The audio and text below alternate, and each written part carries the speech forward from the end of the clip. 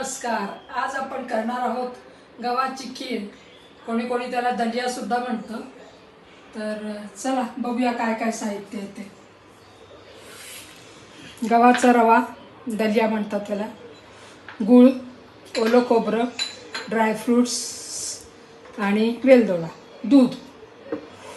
आणि हा दलिया मी शिजवून घेतलेला आहे कुकरमध्ये 3-4 शिट्ट्या करून.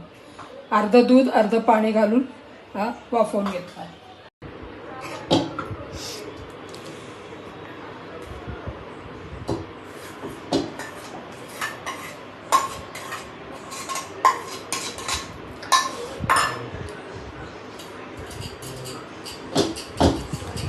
आणि असा सगळा मोकळा करून घेणार आहे.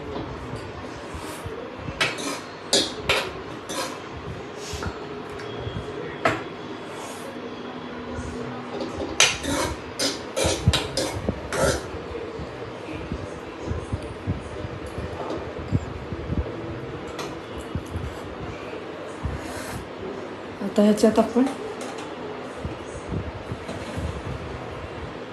दूध घालणार आहोत.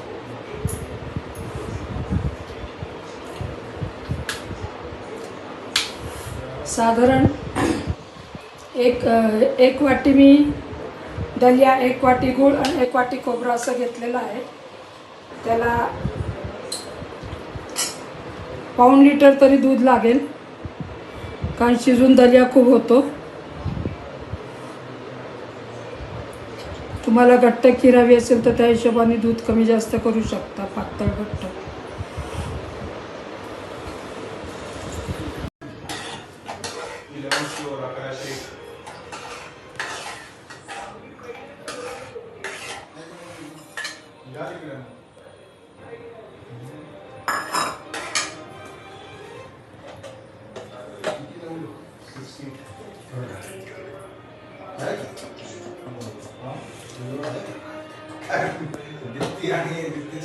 असं आपल्याला उकळत ठेवायचं आहे.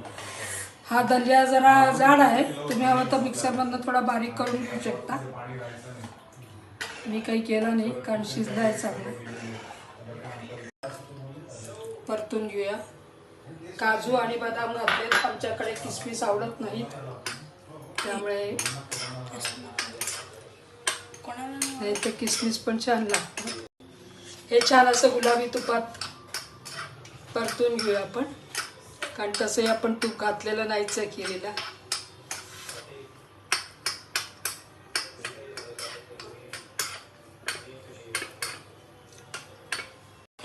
अशा प्रकारे काजू बदाम छान तुपात आपण तळून घेतले. आता हे नंतर शेवटी घालायचे.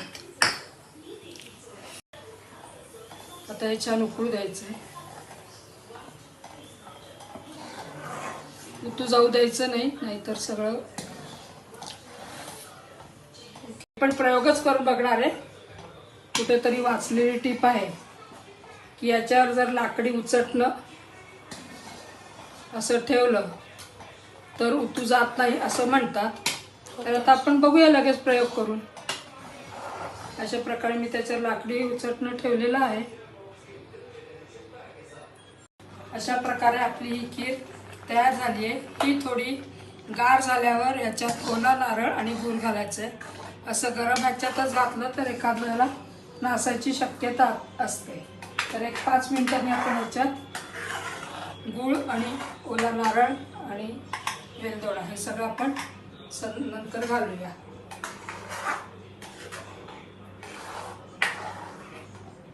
अशा प्रकारे आपली ही खीर तयार झालेली आहे. आता ही थोडी गार झाल्यावर यात आपण गूळ, खोबरं आणि ड्रायफ्रूट्स, वेलदोडा हे सगळं आपण नंतर घालूया. गूळ आणि खोबरं गरम ह्याच्यात घातलं तर एखाद्या वेळेला खीर नासायची शक्यता असते, म्हणून मी थोडं गार झाल्यावर यात ते सगळं घालणार आहे. आता हे कोमट झालेलं आहे. यात आपण गूळ घालणार आहोत. गुड.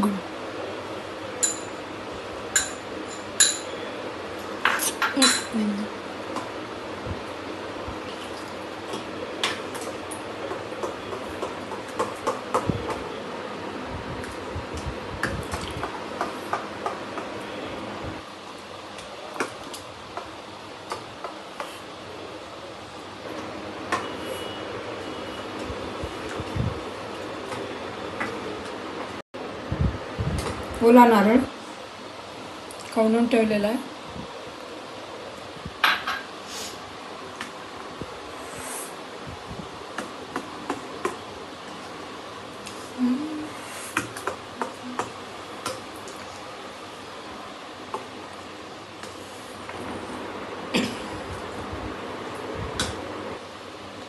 वेलदोडा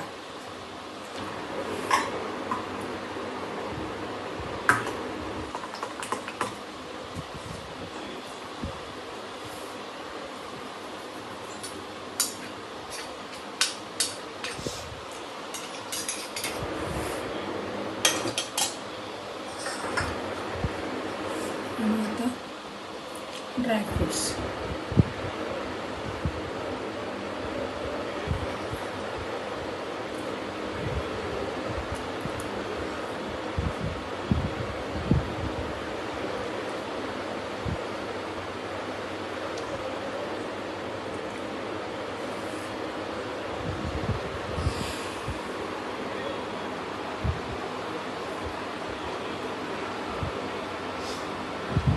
अशा प्रकारे ही गव्हाची खीर आपली तयार आहे.